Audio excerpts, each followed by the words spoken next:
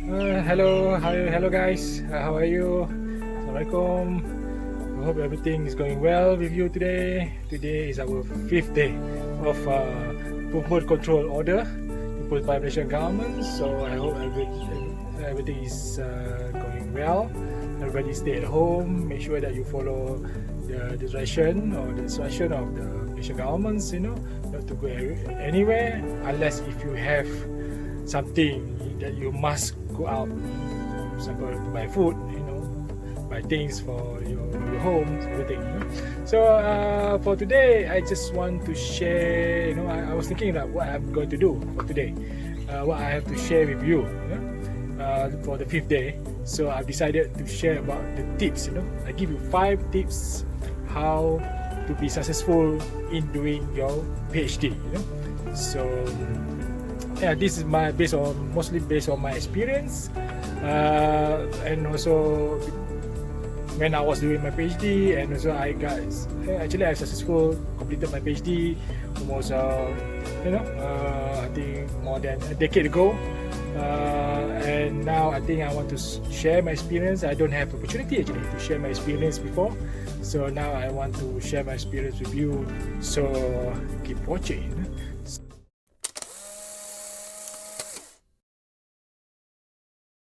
I think one thing I want to do is actually to discuss with you, especially for those who planning to do PhD, for example, philosophy doctors in social science. I think probably I try to share with you some of my tips in order to complete, your PhDs. So just tell you slightly a bit my background. I started doing my PhD in year 2003, and I managed to complete my PhD. I submitted my thesis in 2006 and complete the viva in early January 2007. And I graduated from my PhD in June 2007. So I got my PhD from School of Politics, International Relations and Environment from Kiel University, United Kingdom. So my topics when I was doing my PhD is about the theory and practice of freedom of political speech in Malaysia. So I think it's not easy actually to get PhD, and when also at the same time you're doing PhD abroad, it's a huge challenge for everybody to do PhD. And my experience doing PhD in UK, I think, boost me up, confidence and self-esteem to become a good researcher. So I think a few tips that I can share with you in order to be successful in doing your PhD. I think first thing you have to love research. So you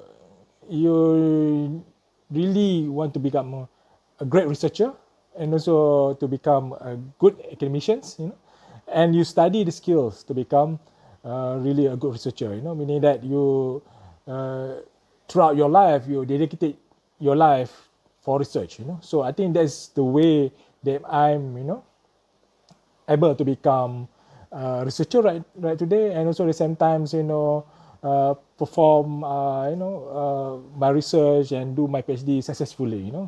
So I think I still remember when I was in undergraduate level, I took thesis, meaning that I started to do research. I learned to do research, and I also the good thing is that I got I've been taught by many great researchers when I was in undergraduate levels and also in master level in University Kebangsaan Malaysia. So that also helped me a lot to build skills to become a good researcher. So because I love so much research, I want to study about the peoples, I want to study about the politics, the law, legal aspect of the our countries, the constitution, everything.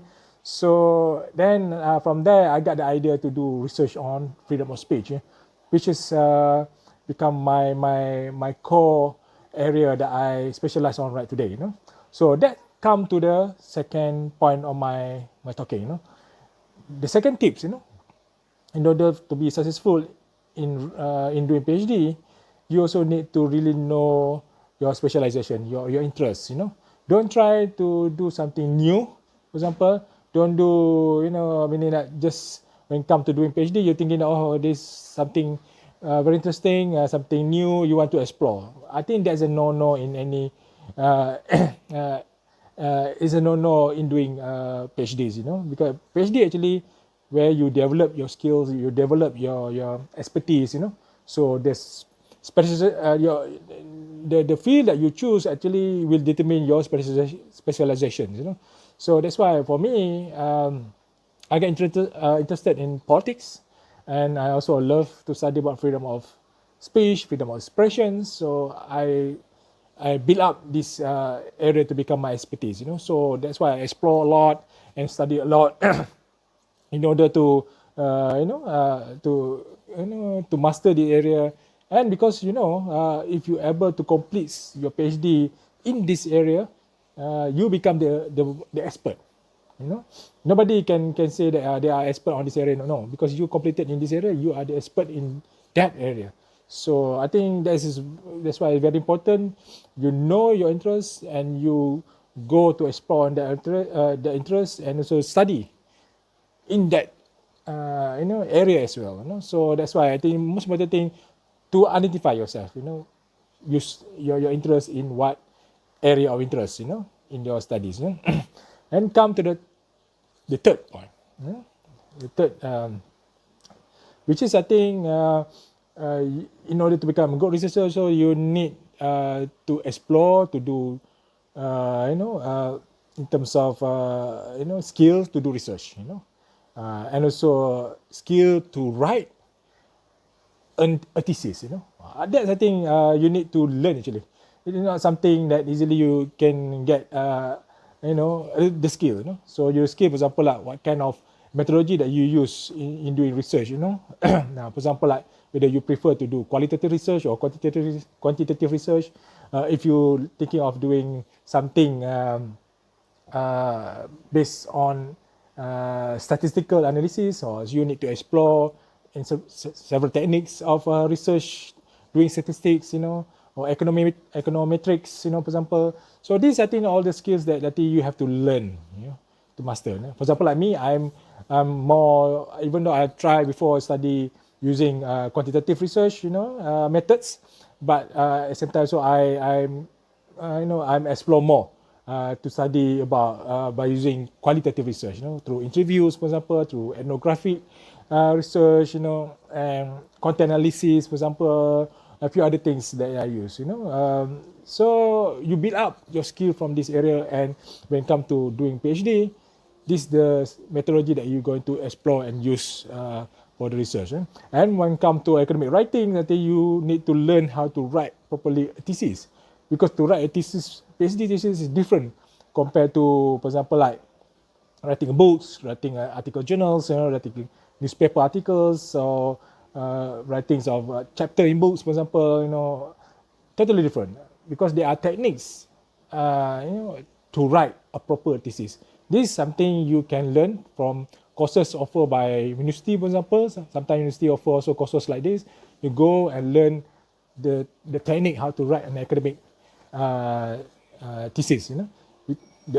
My ingredient, probably this is something I can share to you. The way to write a proper academic writing, you need to have three components, which is one is a thesis, meaning that the argument you put forward in order to write a thesis. Second is the antithesis, meaning the ideas that probably contradict to the original idea. So you need to show the debates on these things. And the third point actually is the synthesis, meaning that whether you agree or not in any the point A or point B, or you need to come up with a new dimension to the those point A and point B, but there must be a synthesis, meaning that your arguments, the whole of the phenomena that you study in your research. For example, when I was doing my PhD, my thesis about freedom of speech, the most dominant argument about freedom of speech actually coming from the liberalism. But at the same time, so because I'm studying about Malaysia, there's another main arguments, which is coming from the Asian values thesis, So in this context, liberalism become my thesis, But at the same time, also I've used Asian value arguments to become the antithesis to my thesis. So I know you can see the debate between liberalism and Asian values approach, But at the same time, so I come up with the third theory. It's called communitarianism, theory, which is to become a synthesis, because I believe in that theory that can be best suitable in applying in the context of Malaysia when it comes to freedom of speech. So I developed a model, I developed also the new dimension of that theory of freedom of speech, not basically to reject the other two theories, but actually to get the best arguments from all the theories to combine to make a new framework of my theories. So my research is because of is a theoretical base, which is I think probably different from any other kind of research that you're going to do. So that's why it requires this kind of approach, meaning that we need to have a thesis, and also we need to have thesis, antithesis, and also synthesis. But I think this way of writing to have these three components, I think it apply in all kind of research. It doesn't mean theoretical research, but any kind of research that you're going to do, you need to have this in order to do a proper analysis for your PhD. So that's I think my tips, for when it comes to academic writing. So what about now? I'm sharing you the fourth point of my ingredient in how to be successful in doing PhD. You need to really to do work of finding the best university you need to go. Probably in terms of the best country, also at the same time the best supervisor that can supervise you. I know there's a constraint in Malaysia right now to go abroad to doing PhD, for example, but I think you can find the best university that you want. The best university doesn't mean it's the best university in a ranking of the university in Malaysia. For example, in the case of Malaysia now, University of Malaya. Doesn't mean University of Malaya is the best university you can go. But actually, you can go to any university where the university have good facility to do research. At the same time, also they have the expert. That could be your future supervisor. So I think that's the most important thing. Because you learn from the great supervisor that can guide you to become a great scholar. Because what is the point for you to do a PhD if in the future actually you want to be a great scholar that you can contribute back to the society. So that's why I think choosing university is very important. And choosing where the country you want to do also very important. For example, if you're able to do PhD abroad, you can choose best university that can provide to you. Probably you can go to Ivy League University in US, for example, Harvard, so on. Yale, for example, Stanford. Or UK, you can go to Oxford or Cambridge. But in my case, I was doing my PhD in Keele University because Keele University provide a good facility to do PhD. But the most important thing actually, the reason why I choose Keele University, even though I got offer from other university, I choose Keele because Keele has one professor that is the master or scholars in the area that I'm studying. So I want to study and also study from him. So even though he's not the expert on Malaysian politics, but he is expert on freedom of speech and also expert on communitarianism, the theory that I study. So that's why I choose him. So I think these all elements is very important for you to study and make sure that you properly choose universities, fill your study, and also at the same time, who's your supervisor. And the last point, the point number 5, you have to make yourself, your life as a researcher. You believe that you are become a good researcher. And in order to become a good researcher and to do PhD, my suggestion is that you need to do other research first before you start to do your PhD research. I give you the example. For example, myself, before I'm doing my PhD in 2003, I've done 3 researchers, at the same time. So and also my topic of my PhD also is a continuation from my master level dissertation. When I was doing my masters, I did my dissertation, and my topic of dissertation is about freedom of speech in Malaysia. So, and I want to expand my research, so I expand when I was doing my PhD.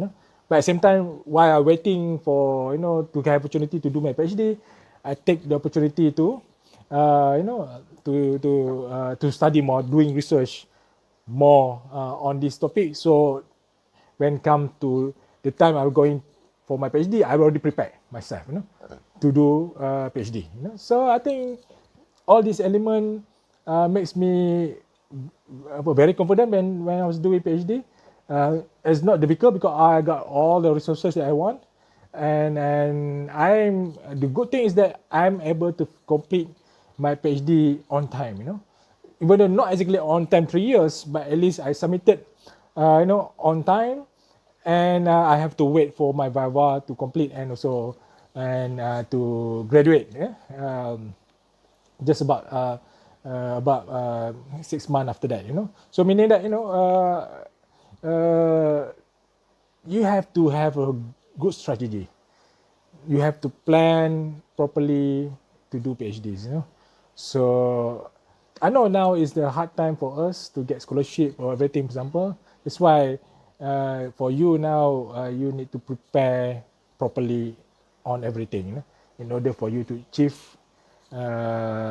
your target, to become a graduate with PhD in whatever field that you want to do. For example, I'm in the field of politics and international relations. Probably you from a different field, but you have to have a good strategy and very systematic planning in order to ensure that you can finish on time your PhD, and sometimes develop the skill to become a great researcher, because PhD actually is a stepping stone for you. It's not the end of the history of for you to, as a researcher, but actually a stepping stone for you to become a great scholar in the future. So that's probably some of my tips that I can share with you. Hopefully you understand what I'm discussing with you right now. This if I opportunity have time with you, I can share with you more about how the more strategy, in terms of writings or everything, in order for you to prepare to become to prepare in doing PhD properly. So I think please leave a comment on my videos, and let me know what I can improve in terms of my presentations, and at the same time as well, leave a comment, or you can ask me any question when it comes to preparation to do PhDs. I'm willing to share with you, because I'm now got 3 more times to discuss many things when it comes to academic matters or political issues, whatever. So just ask me any question. I really I'm willing to help you, to assist you in doing your PhD. So please subscribe to my channel. See you next time. Keep watching my video. Bye bye.